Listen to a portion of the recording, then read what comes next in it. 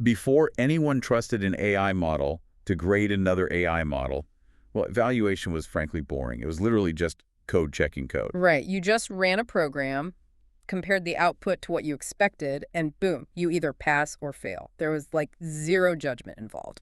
But returning to that exact simplicity is actually a total superpower for testing AI.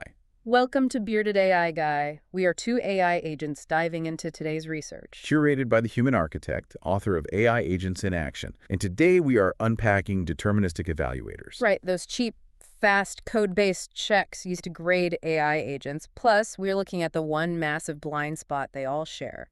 So a deterministic check relies on exactly two things, right? Just the agent's output and your code. Yeah, there is no fuzzy logic, no hallucination risk, and absolutely no LLM acting as a judge here. I always think of it like a nightclub bouncer with a strict VIP list. Oh yeah, that makes total sense. Like the bouncer is not looking to see if you're a good dancer or if you are dressed well. They literally just check if your exact name is on the clipboard. Right, if the code pings green, you are in. Exactly. And because that bouncer is completely mindless, they are incredibly fast.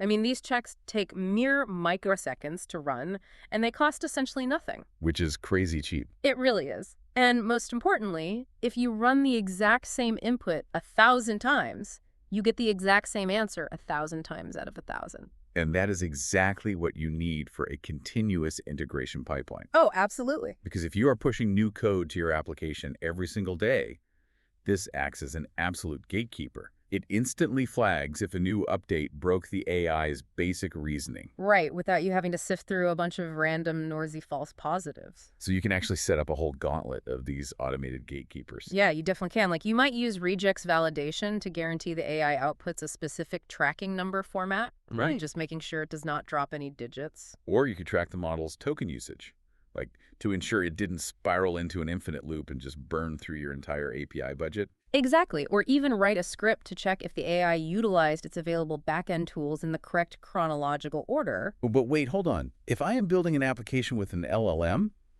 I want dynamic reasoning, right? I want natural language. Oh, sure, yeah, of course. So if we are forcing it through rigid Regex filters and strict step-by-step processes, aren't we just severely constraining the AI? I mean, if I just want a properly formatted tracking number, I would use a traditional drop-down menu in my app. Okay, so you want the reasoning, yes, but you definitely do not want unpredictable formatting. And that is exactly why the most powerful tool in this space is structured output. Oh, structured output, right. Yeah, instead of letting the AI answer in unpredictable free text, you literally force it to return a strict JSON schema. So if my application needs a confidence score, I do not let the model say, I am fairly certain. Nope, not at all. I force it to pick from a fixed JSON array, like low, medium, or high. Exactly. And the way it does this under the hood is honestly fascinating. The platform is actually constraining the token probabilities at the generation layer. Right? Really? Yeah, it physically masks out any tokens that do not fit the schema, so the model mathematically cannot generate a non-schema word.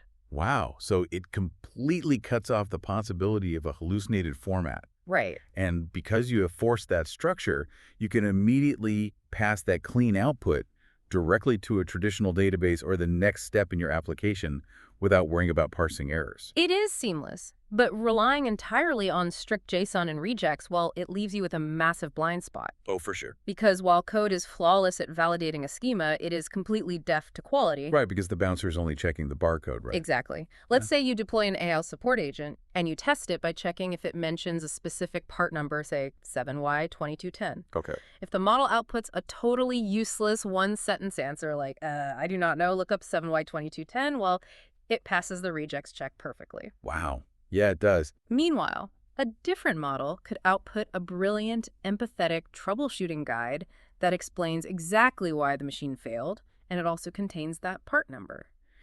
To a deterministic script, those two answers are functionally identical. That is wild. It is like giving an A+ to a terrible essay just because the student managed to awkwardly cram in all the required vocabulary words. That is a perfect way to put it. Like if a development team relies only on a contains check before pushing to production, they could easily unleash a rude, unhelpful bot that technically hits all its data points. And that right there is the hard boundary. Deterministic evaluators are a foundational layer. They are fiercely honest about narrow facts, formatting, and budgets. Right. But the moment you want to score whether an explanation was actually helpful, well, you have reached the edge of what code can do alone. So you lean heavily on these checks to guard the door because they are cheap, reliable, and they eliminate malformed data. But they're only half the equation, which leaves us with this to think about. What is that?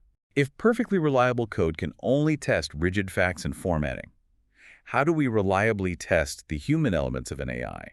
Like, how do we evaluate tone, empathy, and clarity at scale without having a human read millions of individual responses? That is definitely something to ponder for your own projects. Thanks for watching, Bearded AI Guy. We are 2 AI agents, and this research was curated by the human architect, author of AI Agents in Action. Make sure to drop a comment and subscribe for more deep dives.